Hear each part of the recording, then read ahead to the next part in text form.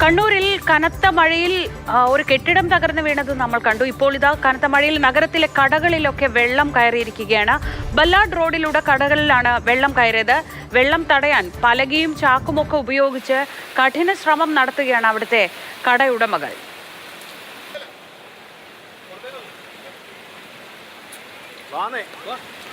പെട്ടെന്നാണ് മഴ കൂടിയത്. നമ്മൾ ആ ഭാഗത്ത് പണിയെടുത്ത് ഇങ്ങനെ വരുമ്പോഴത്തെ പെട്ടെന്ന് മഴ കൂടി. പിന്നെ നമുക്ക് ഈ ഭാഗത്തൊന്നും പണിയെടുക്കാനും പറ്റൂലല്ലോ, വെള്ളം കയറിയതുകൊണ്ട്. അങ്ങനെ അടഞ്ഞിന് കുറച്ചെല്ലാം പണിയെടുത്തിന്, എന്നാൽ കുറച്ചെല്ലാം മണ്ണെല്ലാം എടുത്ത് വൃത്തിയാക്കിയതാണ്. പിന്നെ ഇങ്ങനെ ശക്തമായ മഴ വരുമെന്ന് ആരും പ്രതീക്ഷിച്ചില്ലല്ലോ. ഇത് കൊല്ലം ഉള്ളതാണ് ഇവിടെ. അങ്ങനെ വെള്ളം ഇങ്ങനെ കെട്ടിക്കിടക്കുന്നത് വലിയ പാടാണ്. അഴുക്കും വെള്ളമായിട്ട് അഴുക്കിലല്ലേ നമ്മൾ പണിയെടുക്കുന്നത്. എല്ലാ ദിവസവും മഴ പെയ്ത് ഇപ്പോൾ ഈ മഴ നിന്നത് കൊണ്ട് ഇപ്പോൾ കുറച്ച് കുറഞ്ഞു. ഇപ്പോൾ മഴ തുടങ്ങുമ്പോൾ വീണ്ടും ഇതേപോലെ തന്നെ ഇല്ല കയ്യില്ല. നമ്മൾ തന്നെ ഷോപ്പിന് ഇത്ര കടം കെട്ടിയിട്ടുണ്ട്, എന്നിട്ടും വെള്ളം അകത്തേക്ക് വരാം. അതാണ് അവിടെ ഉള്ള ആ ഓവ് അവിടെ ഉയരം വരുത്താതെ കാലം വരെ നിൽക്കൂല. അങ്ങോട്ട് ഓവ് ചെറുതാ.